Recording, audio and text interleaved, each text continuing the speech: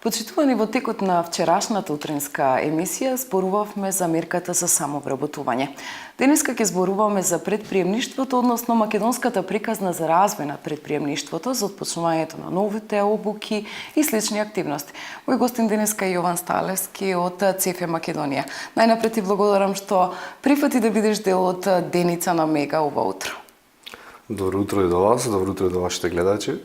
Благодарност за поканата и многу ми е мило кога иницијатива има да се зборува за предприемништвото и за македонската предприемачка приказна. Кажете ми што е она што е ново кај вас во моментов? Мислам дека отпочнавте со нови обуки. Така.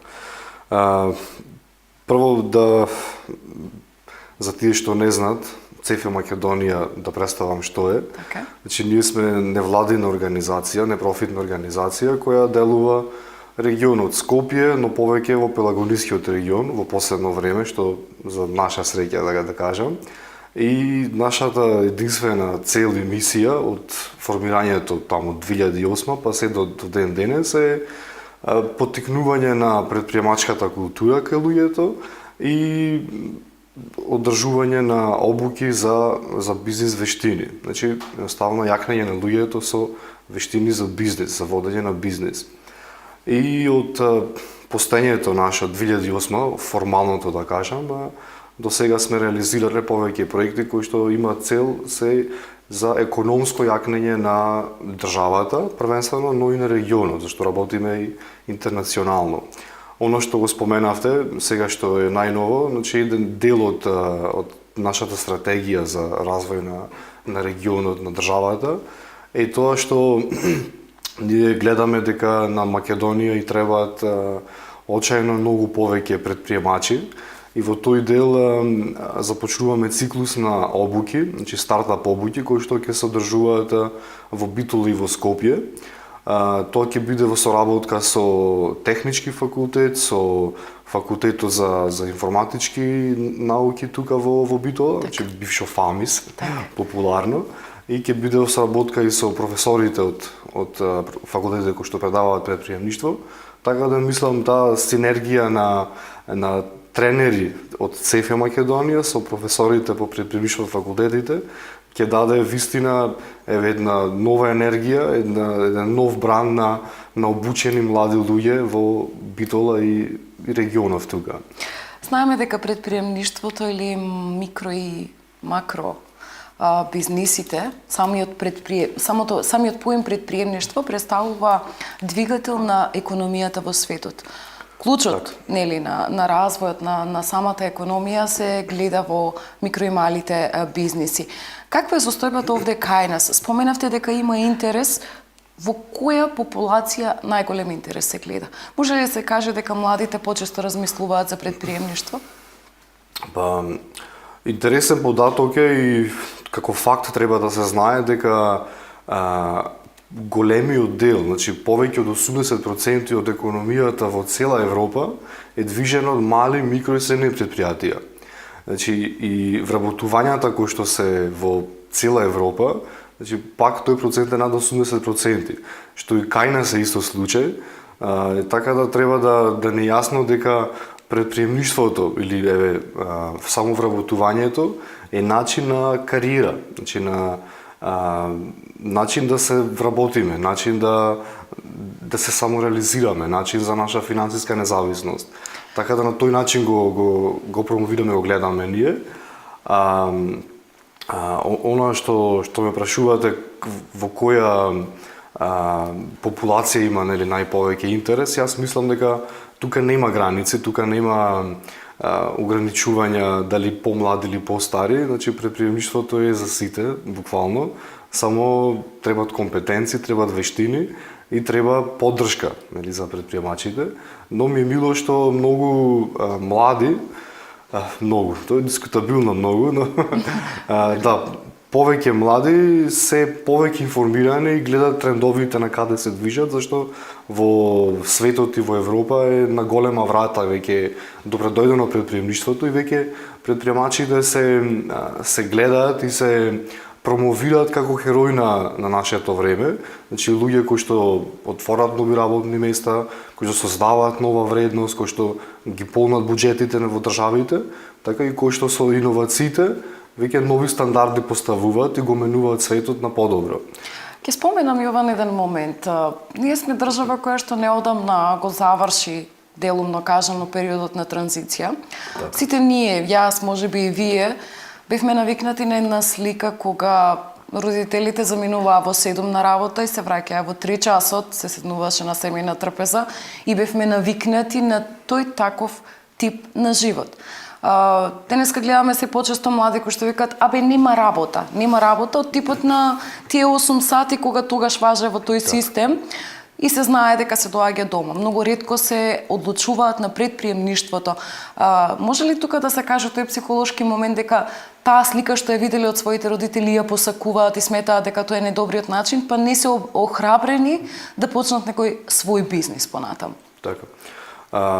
Па токму затоа, ова што го зборувам, че промовирање на предприемништвото како кариера, преку позитивни примери, преку примери на успешни бизнис или примери на млади луѓе кои што работат веќе, таа слика може да се менува. Или пак преку обуки, бизнис обуки кои што ги правиме и ќе ги правиме понатаму, таа слика може да се менува. Но имаме ли потенцијал кај нас за да ги стекнеме тие вештини и да развиваме? Нормално, значи Македонија како држава со 4 годишни времења не може да биде сиромашна.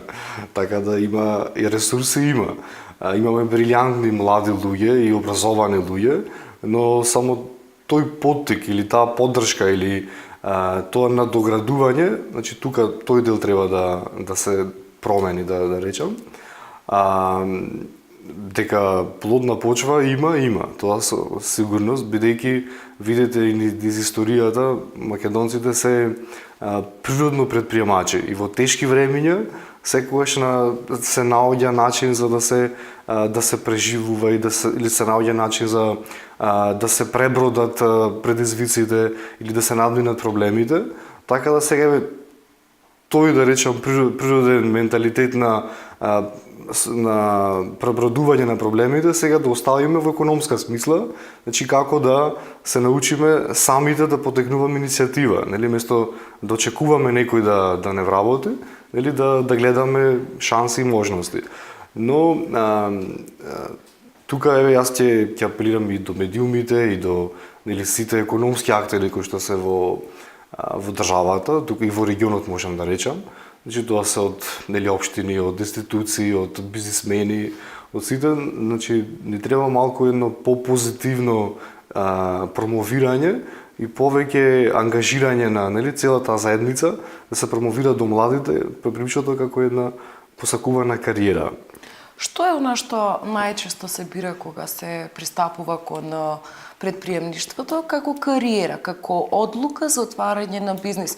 Еве сигурно сум дека доаѓаат луѓе кај вас да ги стекнат тие вештини на предприемништвото и претпоставувам дека можеби во разговор кажуваат некои бизнис планови и идеи. Каде го гледате таргетот на самото предприемништво, еве конкретно во регионот овдека во Битола, Ресен, Прилеп, секаде каде што зрачи мега? Да, ова како бизнес совети, па потенцијалот го има на секаде.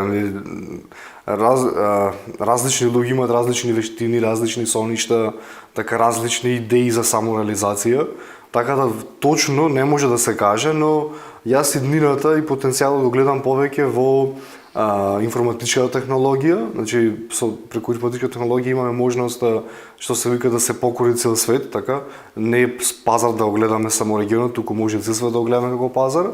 Значи исто во алтернативниот туризам, може и во биогорива, значи тоа е трендот, социјалното предприемништво исто, значи во нели терминот социјално предприемништво, нели да се прави добро на заедницата, така или нешто како непрофитните организации кои што работат за заедницата, или со непрофитен карактер, значи и тука може да се пробаат младите и секако она што им е нив како професија, така или она што сме го учеле, или она што сме подковани, да кажам, што го имаме како искуство, значи од тоа секогаш да гледаме да направиме бизнис.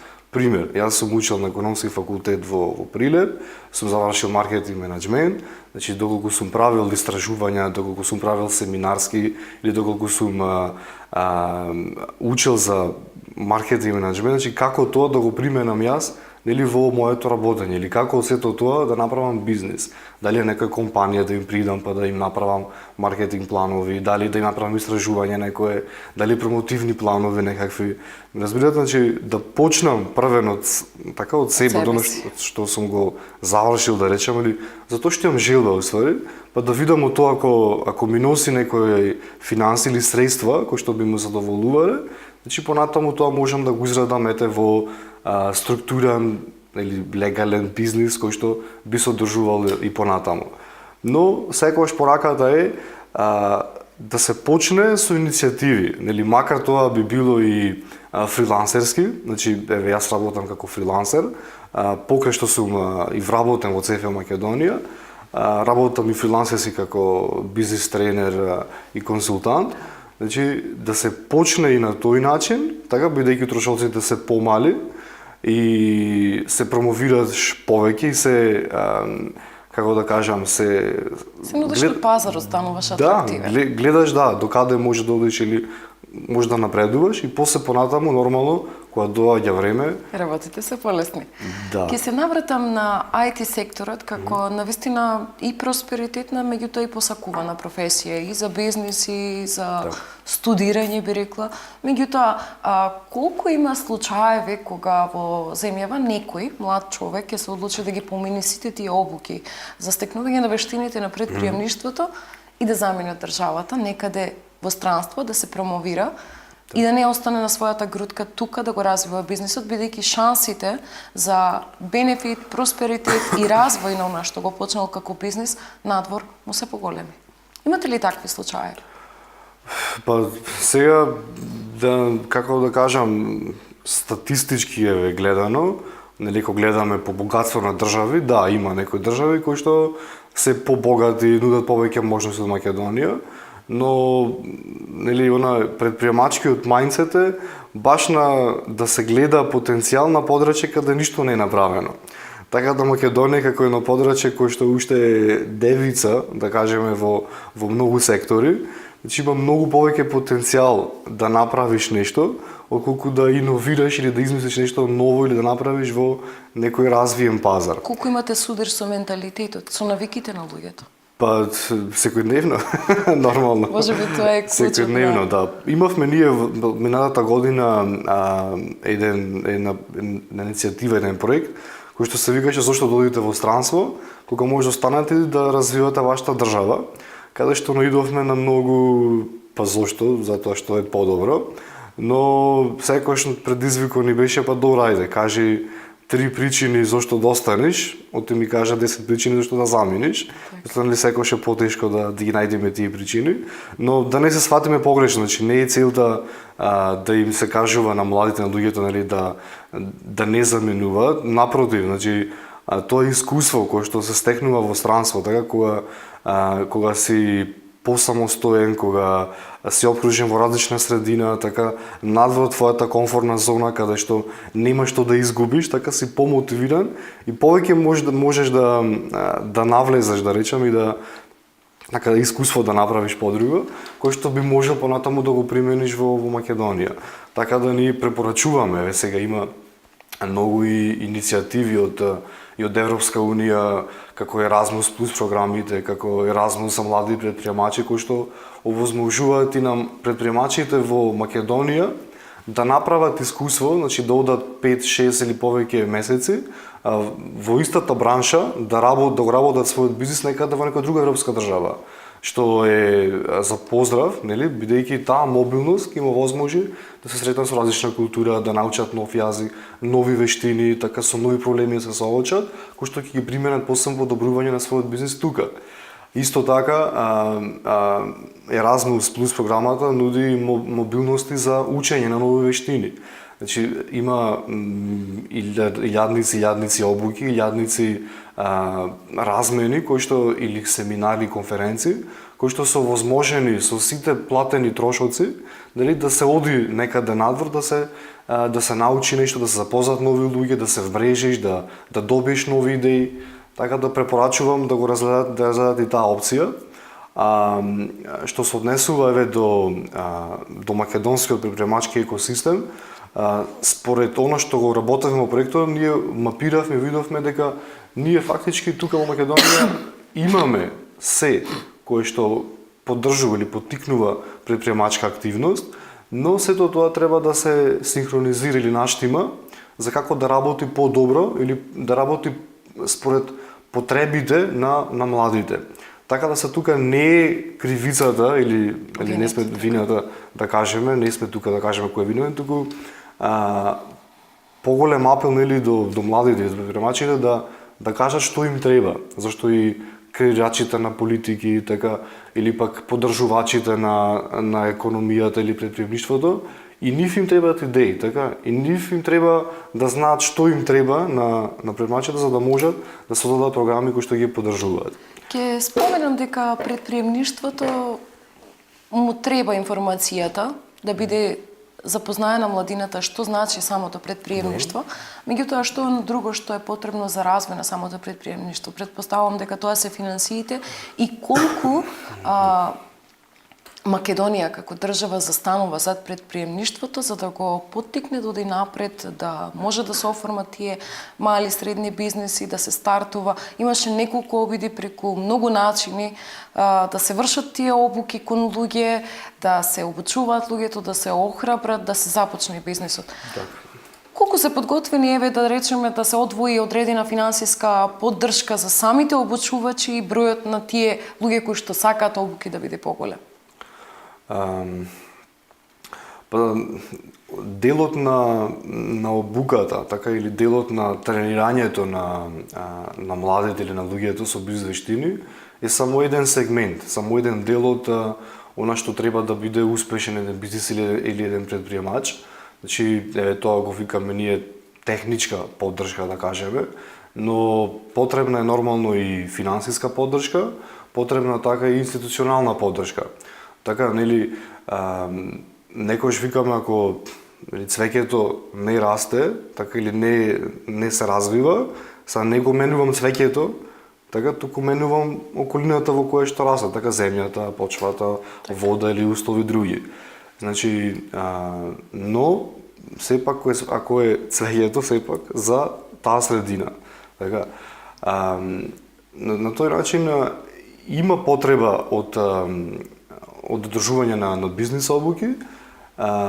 Луѓето не се научени комерцијално да плаќаат или да издвојуваат од својот буџет за учење, но мислам дека свеста се развива и веќе има поголеми иницијативи за фондови кои што веќе овозможуваат и бизнис обуки кои што овозможуваат и капитал почетен за развој за почетоа нека фирма или пак среден капитал за веќе која компанијата ќе преминува од мало во средно предпријатие или ќе се проширува или пак веќе за поголеми компании има порични капитали, значи веќе почнува тој тренд да се фаќа во Македонија, но за жал сето тоа е се уште само во Скопје. Значи во другите региони во Македонија се уште е многу малку застапена седа таа поддршка, но има иницијативи. Ево ова ние што го почнуваме сега од февруари. Значи со факултетите ќе биде отворено за сите, претежно за млади луѓе до 30-35 години. Ќе биде комерцијално во смисла дел, нели ќе покриваат луѓето, значи дел од универзитетите, дел ќе биде покриен од ЦФ Македонија, значи она тројство, за да сите да биде вин-вин ситуација. И како што кажа, ќе започнеме на 25 февруари некаде. Апел сите кои што се заинтересирани да не контактираат ЦФ Македонија cf.mk на страницата наша. И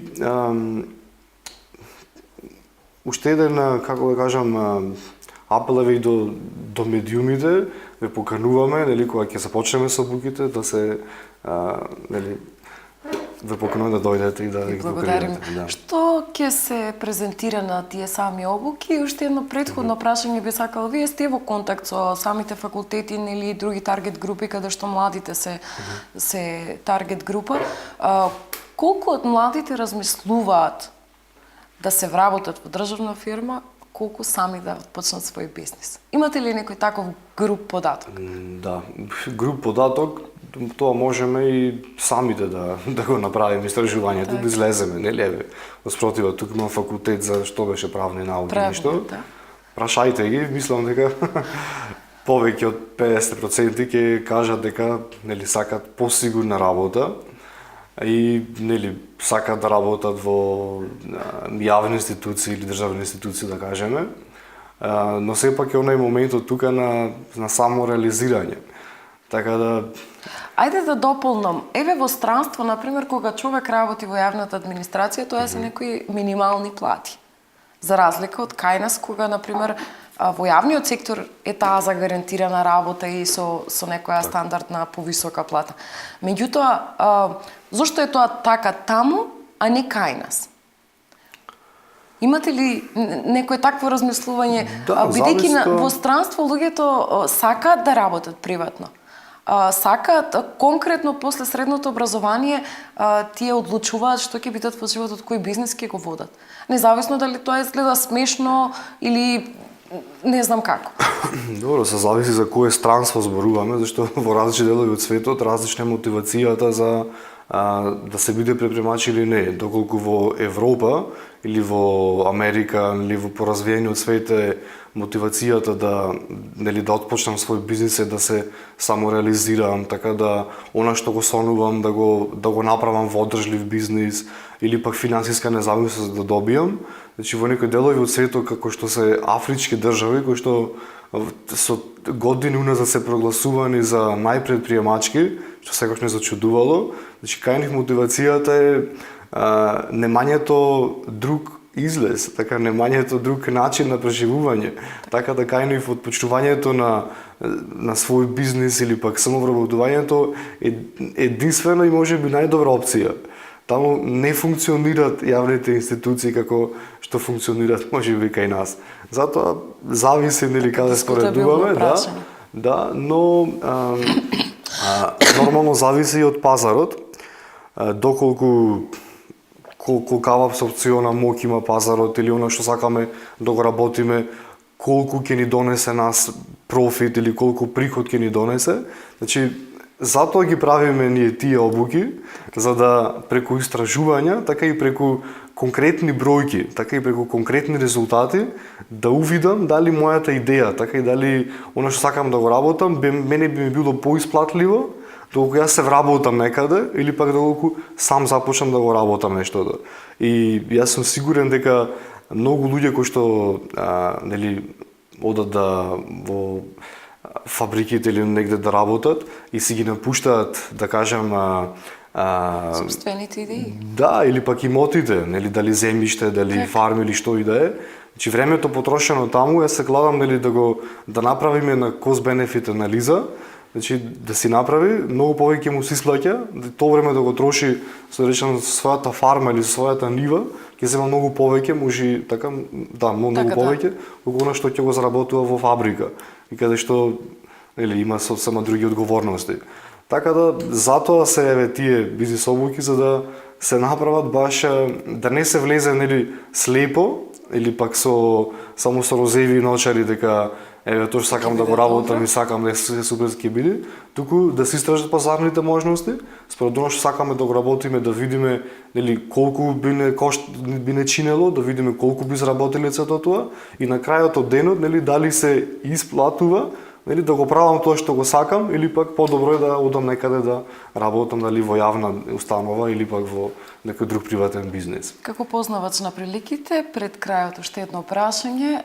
Државата прави напори во последно време со самовработувањето, со мерките, како е тоа до 29 години млади кои што ќе вработат, вработување кај познат работодавач, кредитирање со минимални каматни стапки. Како познавач на приликите, како ги оценуваш овие работи? Дали е тоа позитивно?